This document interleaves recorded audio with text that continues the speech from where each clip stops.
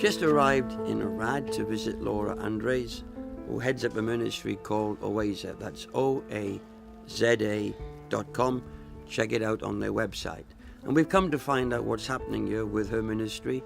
I've known Laura for many years. She's an ex-IBTI student from the Bible school there.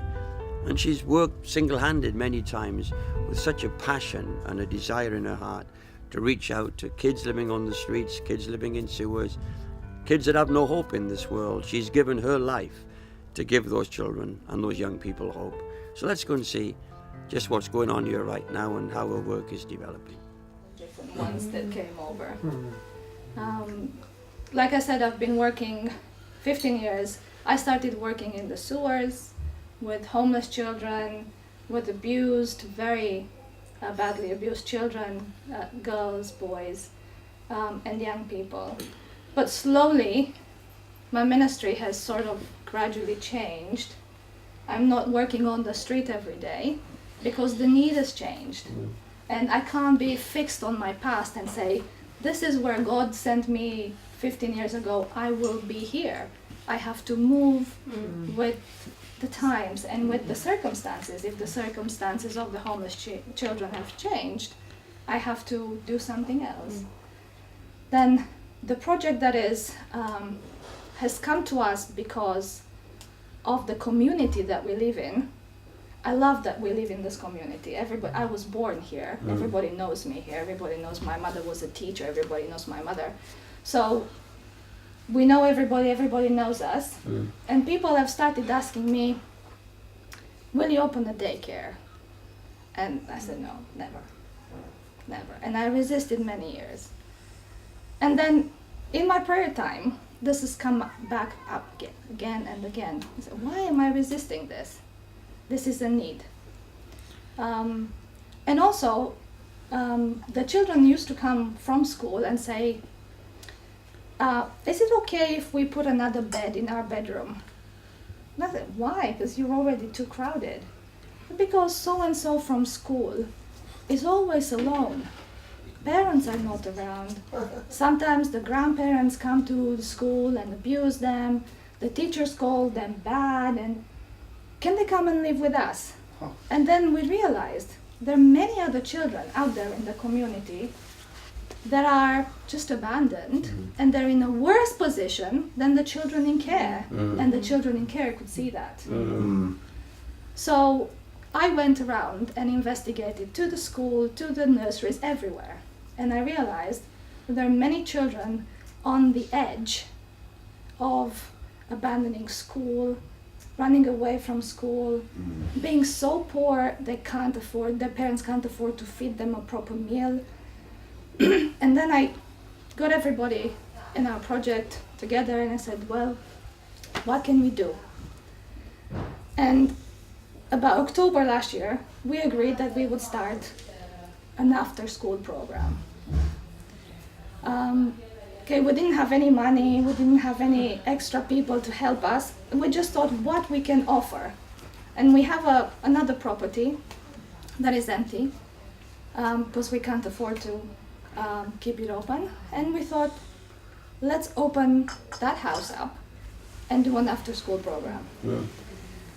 And we selected the poorest of the children, single parents, families, and very, very large families. Some Roma, some Romanian, some Hungarian, well, a mixture of 12 children. We invited them to come and we thought we'd try. Now, believe it or not, it is fantastic. Now, I've been working in residential care 15 years. And most parents, when they come to see the children, they call me ugly names. They call the children ugly names. They think this is not a good enough house for them, and they always complain. The situation in the after school is 300% different. Parents come and they kiss my hand. They say, my son can actually do his homework at school. They say, the teacher doesn't call my daughter names anymore. She's not stupid. And over the 9 months that we had this project open as a trial last year until end of June this year, we have seen so many wonderful results. The feedback is fantastic. All the staff from here want to work there. Can I have one day? Can I do that?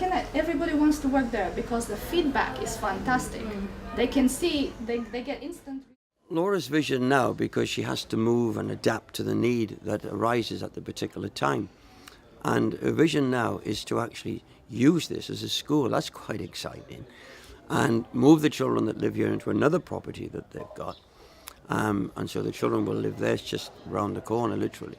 This would make an ideal school for kids to come after school, do homework, learn English, and really help them develop and achieve their potential in life. Now, that is really wonderful.